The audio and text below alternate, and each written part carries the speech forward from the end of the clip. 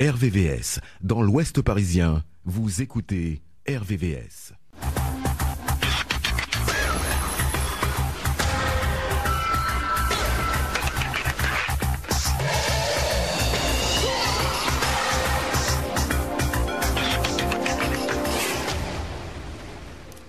Imprévisible, ambiance en tout cas festive ce samedi soir 23 avril 2016 au Stade de France à Paris, Saint-Denis. Côté match, le Paris Saint-Germain attaque fort d'entrée avec un tir à bout portant de Di Maria arrêté par Vincent Enyama, le gardien du LOSC. Et oui, on revient sur le PSG Lille, finale de la Coupe de la Ligue 2016 et le match se crispe.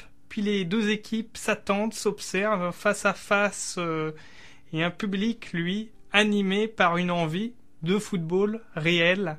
40e minute avant la mi-temps, le Paris Saint-Germain marque par l'intermédiaire de Javier Pastore. Le milieu de terrain argentin a hérité d'un ballon dégagé par le gardien de but du LOSC et tenté impunément sa chance au but parmi la pléiade de joueurs, dont son coéquipier Kurzawa en position de hors-jeu, mais jugé peu influent sur l'action par l'arbitre de la rencontre. Au retour des vestiaires, Djibril Sidibé trompe Sirigu, le portier parisien, grâce à un superbe coup franc transperçant le mur du Paris Saint-Germain.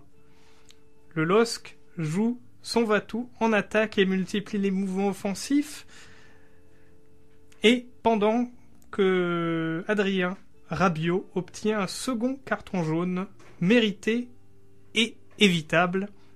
Toutefois, quelques minutes plus tard, à la suite d'un dégagement, Di Maria, chanceux à la réception, récupère un ballon et délivre son équipe avec un sang-froid. Dans la souffrance, sans gloire, Paris remporte ce trophée face à une très belle équipe de Lille qui a joué. C'était deux équipes, en tout cas méritantes. Cette équipe du Paris Saint-Germain assure la victoire avec expérience après son élimination difficile face à Manchester City en Ligue des Champions. On sent quelquefois que le ressort est cassé. Néanmoins, une équipe heureuse d'avoir gagné, une équipe qui va sûrement avoir une probable nouvelle ère, mais qui veut gagner des titres avant de partir et de tirer sa révérence. Effectivement, un maximum de titres, et il en reste un à aller chercher, c'est la Coupe de France, fin mai. Et effectivement, une équipe du Paris Saint-Germain qu'on a senti un peu timorée sur ce match quand même. C'est vrai que l'élimination en Ligue des Champions a été difficile pour Paris. On sent que l'équipe n'a pas encore passé le cap nécessaire pour aller plus loin, malheureusement.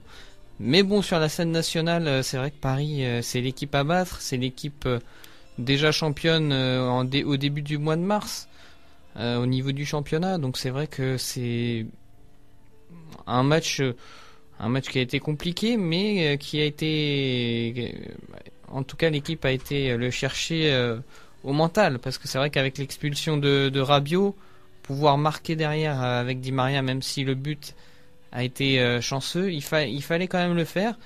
On a senti quand même une équipe qui voulait remporter ce trophée et peut-être mérité, en tout cas sur l'ensemble du match. Très crispé durant le match, ça a été difficile.